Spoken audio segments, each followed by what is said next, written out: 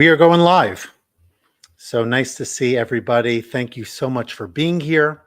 And thank you for joining me in this conversation that I think I'm very excited about, honestly. I'm excited about it for a variety of reasons. I cannot wait to share with you some of the things that I've learned over the years in a topic that I think is critical for anybody in leadership, because oftentimes what happens is that we just sort of show up and we don't realize that there are different ways, different styles that different people have. Maybe you had a leader that you worked with or work for that, has his own or her own unique way of doing things. For all of us, honestly, we just bring something different to the table. And because of that, sometimes we just assume that the way that we are is how other people are and vice versa. I'm going to share with you today 4 different leadership styles. Because if you understand stylistically where you are, if you have a feeling about, what you bring to the table, how you show up in the world, how people view you, you'll have a much easier time self-regulating. You'll have a much easier time understanding your strengths and your problems, your pitfalls, let's call them.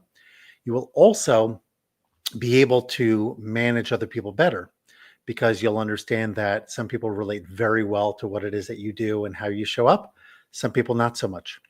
So being able to say, well, this is who I am, this is my style, these are the strengths of that style, these are the potential pitfalls of that style, will allow you to then be in a much better place, because you can just be mindful, be more self-aware, be circumstantially aware. And I remember when I started as head of school, I lacked some of that context. I didn't necessarily realize that my way of doing things was, number one, different than my predecessor. And most of the people who were in the building had been hired and nurtured by that predecessor. I didn't realize that because of the certain way that I like to do things, it made it difficult for some people. They weren't used to it. They didn't appreciate that style. They thought it was foreign, maybe a little rough around the edges, coming from a big city, coming from a northern city to a southern city, different culture, different mindset, different approach. So we're not going to talk about city versus, urban versus rural kind of thing. We are going to talk primarily about styles.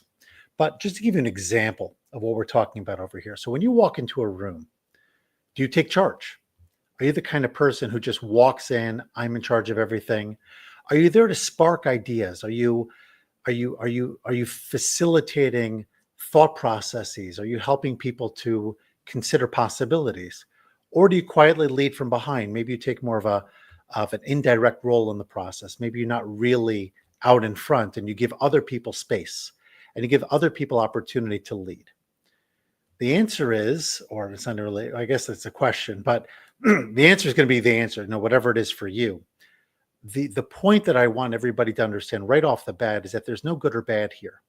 It's not like this is the style that works and this is the style that doesn't work.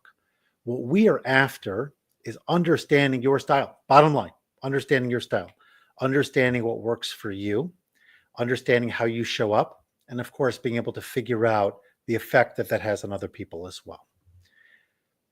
Because here's the truth.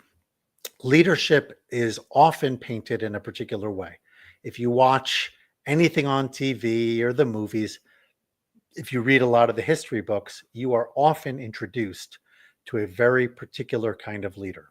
Strong, powerful, maybe like a bull in a china shop, extroverted, out there in front, clearly leading the way. You might be thinking about a CEO of a large company, a large bank. You might be thinking about an army general, maybe the head coach of your favorite football team. Somebody who has that kind of type A Vince Lombardi style personality, Bill Parcells, George Patton, you name it. Bold and extroverted and out there and in front, John F. Kennedy. I'm not exactly sure if that was his personality. He predated me, but someone along those lines. What's interesting is thinking in those terms has a clear drawback. And that drawback is, if you're not that, you ask yourself, well, where's my place? Right? If you're not that, so what am I? And am I good enough? Do I have to be worried that somehow I don't fit the bill and therefore I'm less than? if you think in those terms, then you obviously have a problem. We all have problems like that, right? Because we're constantly comparing. One of the biggest challenges, besides for leadership, this is good for personal consideration as well. One of the biggest challenges we have as people is comparative thinking. We compare ourselves to our peers, where they are in their careers, the size of their home, that's the model of their car. Every aspect of life is in many ways filtered through comparative analysis. And comparison is the enemy of happiness. It saps our energy, it saps our joy because we're constantly thinking about what we don't have. Living in an Instagram world, living in a TikTok type world where everything is presented in a particular way and things are glorified and glamorized, and we think that everybody's like that, or at least many, many people are like that. We don't have to see a million people to know that there are a lot of people out in the world who are seemingly, and I emphasize that because I think a lot of people pretend, but seemingly doing great things and accomplishing things that we could only dream of. So when it comes to leadership, it's kind of the same mentality. It's the same question, right? Am I like so-and-so? Do I bring the same kind of qualities? And we look ourselves in the mirror and we say, you know, that's just not me. I'm not going to lead from in front. I'm not going to be that, excuse me, command the space kind of leader. I have a very different style. Is that style okay? Am I allowed to show up in that way? And the answer is a resounding yes. The answer is a resounding yes. You have to be able to accept not only who you are, but to maximize who you are and not view it as a secondary, less than ideal situation. View yourself as ideal. View your composition, your personality, your characteristics as the ideal for you. And you're going to show up in the best way you can to be the best leader that you can. We're going to talk about those different leadership styles now so that you can bring your very best self to the table, lead with intention, leave a fingerprint on the organization, on the company, on your team, that you really made a difference because you showed up as you. You were authentic as yourself. People hate phonies, right? And we live in a world, as we've talked about, full of phonies, full of people pretending to be something that they aren't. Authenticity wins. When you show up as imperfect and you show up as authentic, you are more desirable, you are more followable, you are more relevant and somebody that people want to connect with than a fake or phony. And that's why I heard Simon Sinek talk about this recently, that there's a concept in Japan, I forget the terminology, that art that's often created there is quote unquote natural art. It's not pretending to, it's not a one size fits all, going to a machinery and just produce the same thing again and again. It's working with the imperfections of the core materials, let's say wood. And of course, each piece of wood has its own grains and its own design, its own style. And therefore, each one that's produced is unique and special. And that's actually what makes it beautiful. And that's going to be part of what we focus on here, is how do we create that beauty for ourselves as leaders, right? How do we create that beauty? This is the very best me, which honestly is more than adequate. Okay, so the 4 leadership styles, let's break them down. You've got 4. Let's talk. Okay, number 1, actually, when you say you got 4, that's wrong. There are 4 primary ones that I've noticed. These are the 4 that if you look at enough leaders, and I coach many leaders, so I have plenty of experience. I was a leader myself before I moved into my current role as coach. So I understand leadership. And in the books that I've written, the material that I've gathered, the experiences working one-on-one with clients, I see these kinds of leaders show up again and again. Number 1 is the visionary. Now, the visionary, you'll often think of this person as the head of a startup, right? Somebody with a great idea, somebody who's got a vision. They're able to see things. Excuse me for 1 second. Not sure what happened. I was recording live and it seems like it stopped. Just 1 moment. Let's get this going here. Okay, something weird happened, but we're moving on. Okay, so anyway, so these are visionaries, and visionaries are people with a vision. These are people who lead with ideas, possibilities, inspiration, right? They've got all these ideas, all this like things that are coming out of them, and you're like wowed by all of the brilliance that they have. They see things that other people don't see. They see what could be, not just what is. They're future oriented. No, I was actually just discussing this last night or maybe earlier today. If you just went back to any place that you have visited that amazes you, let's take Manhattan, right? If you visited Manhattan and you went back in history 100 years, 150 years, it would be such a different place. But someone or someones had a vision for what Manhattan could be. And slowly but surely, that vision was actualized, building by building, zone by zone, until you see what you have today. So anything that you see that is unique and different, it started with a vision. It started with somebody not seeing the practical, actual thing physically in front of them, but they were able to visualize it. And through that visualization, they created something special. It could be a computer program. It could be a social media platform. It could be a company of some kind, whatever. All of that started with vision. And the vision was probably produced by the visionary, right? That's the kind of leader that we're talking about over here. They're future oriented, they're innovative, they're willing to challenge the status quo.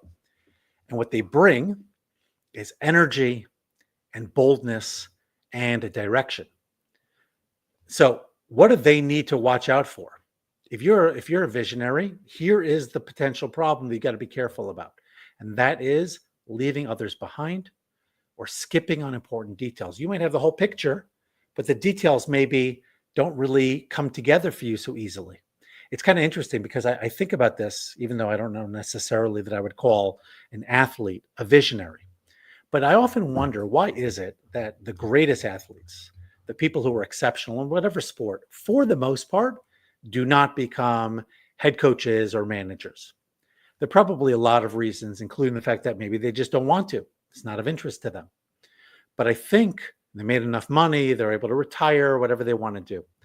But I think another reason is because for people, when you have people for whom everything comes easy, if you now have to break it down to explain it to somebody else, you have to be able to teach it in very small bite-sized pieces, like micro-level lessons.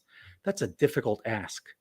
And so if you are a bench player, the backup catcher, if you will, then your whole life has been breaking it down because the skill wasn't necessarily there. You had to work through it. You had to use your brain to figure out how could you be successful.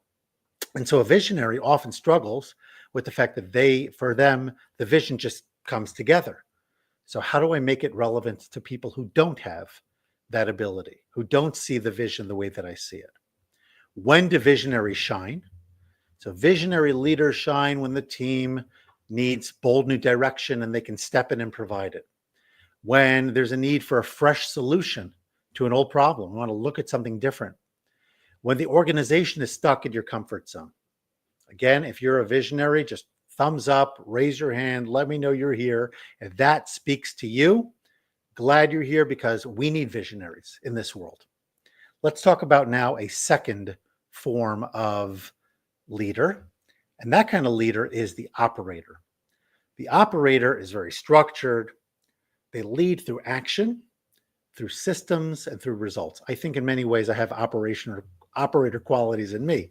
They're reliable, they're structured, they're effective. They take the vision and they implement it. They move the plan into progress. They're great with consistency, they offer clarity, and they're great with execution. What do they need to watch out for? What are their potential pitfalls? Micromanagement is a big one. Missing the human side of leadership is another one. And I can attest to that. Sometimes I'm very focused on getting stuff done. I leave the humanity behind, so to speak. And I think that that's an important consideration to realize that people need that connection. And just because you want to drive results, you're not talking to robots, at least not yet. We'll see where AI takes us. But for now, you're still talking to and speaking with human beings. And you're relating to them. And people want to know that you care about them, right? I don't care how much you know until I know how much you care. I want to get behind somebody that I believe in and that I relate to. So if you're an operator, that could be a potential problem that you have to work through. Make those connections, be relevant, be connected, let people know that you care. When do operator leaders shine, right? When do they really excel? When goals feel vague and they need structure, they're great at providing that structure. When deadlines are tight and things need to get done, they will follow through to make sure that things are delivered. If the team needs somebody who's just action oriented, right? That's the person I can lean on to make sure that we achieve what we need to achieve. So far, we've talked about a visionary and we've talked about an operator. Now let's talk about leadership style number 3, which I could relate to professionally for sure, and that is the coach. The coach is somebody who leads through people. They're not leading themselves, they are positioning others to be the very best versions of themselves. They're asking the right questions. They're creating space for reflection. They're providing tools and resources and templates and patterns. They're helping create the kinds of disciplines that allow others to be effective. So they listen deeply. They ask powerful questions. They build loyal and strong teams. They believe at their core, if you're a coach, you believe that you don't have to have all the right answers. You don't even have to have the answers. What you need to do is you need to be able to create an environment where the answers can be presented.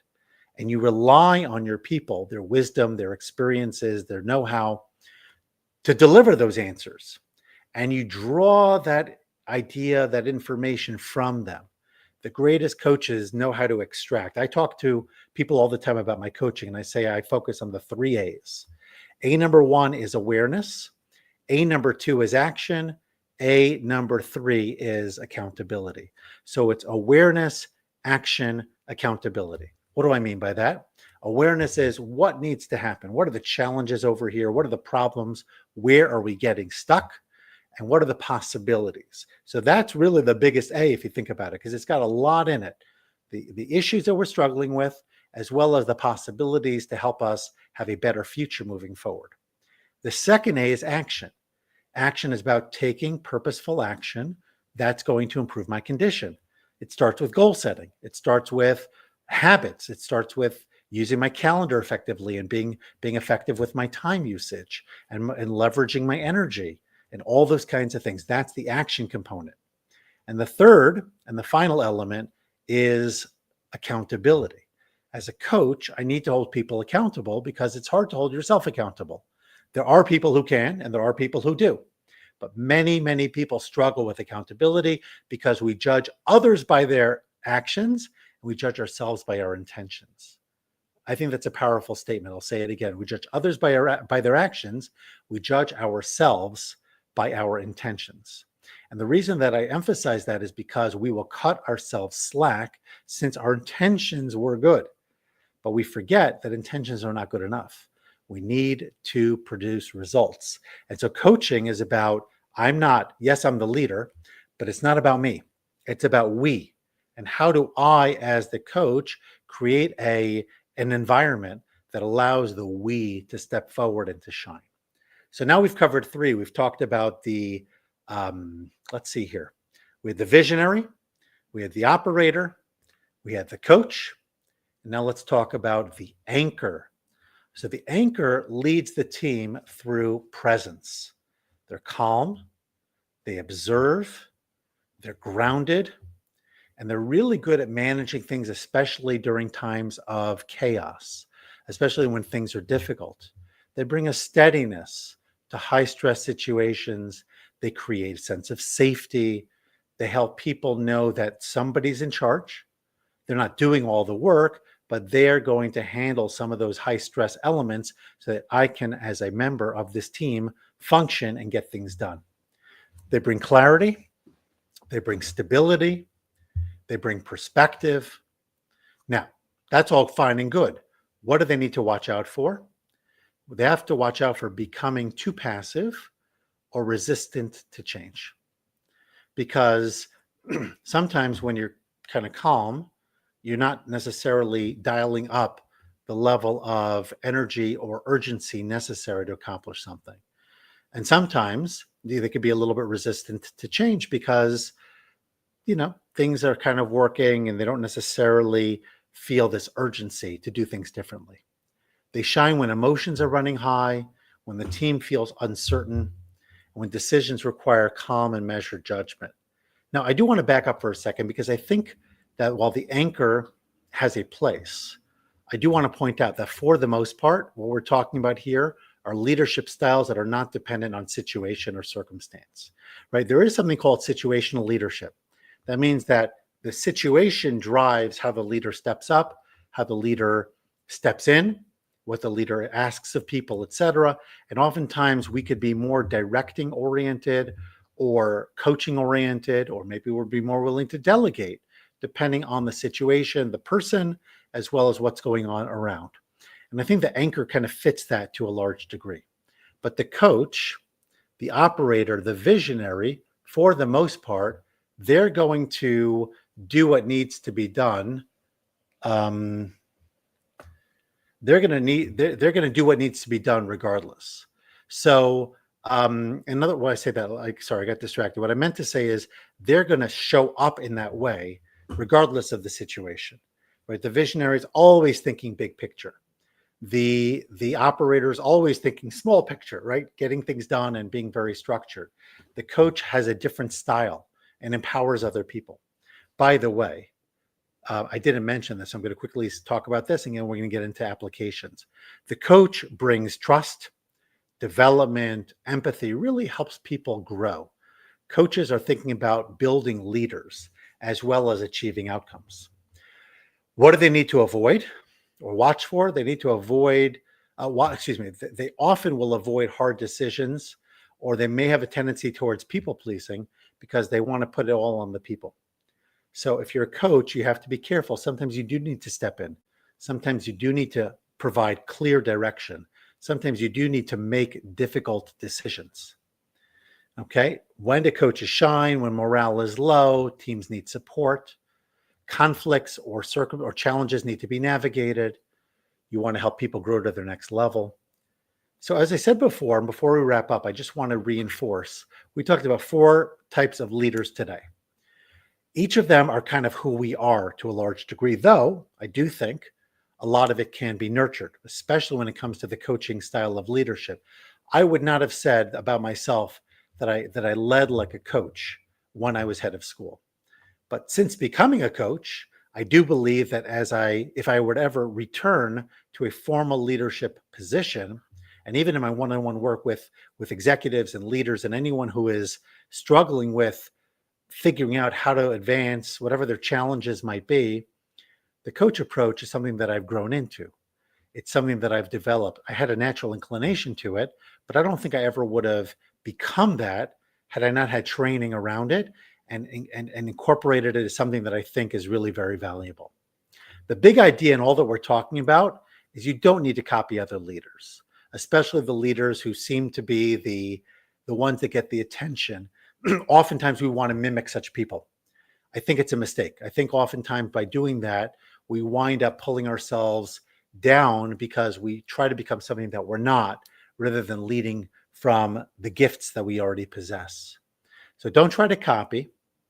Understand who you are and lead within your own lane, your own style, but lead with intention.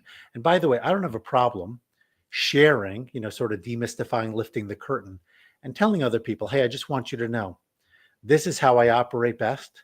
This is what fills me. This is how I will typically show up. It may not always be what you need. And certainly if you need more from me, let me know. Give people permission to ask something from you that may not come naturally for you. Give people permission to call you out if you're not doing what you say you're going to do. So whether you're a visionary, an operator, a coach, an anchor, understand your leadership matters. Understand that when you lead in alignment with who you are, your presence becomes power. You become such a different person and leader as a result. And so I'm going to leave you with this final question, something that I'd love for you to think about, would love to see you comment on, and that is as follows. What's one strength of your leadership style that you want to lean into more this week? What's one thing you know a little bit more about who you are, what makes you tick? Don't focus on what you're not.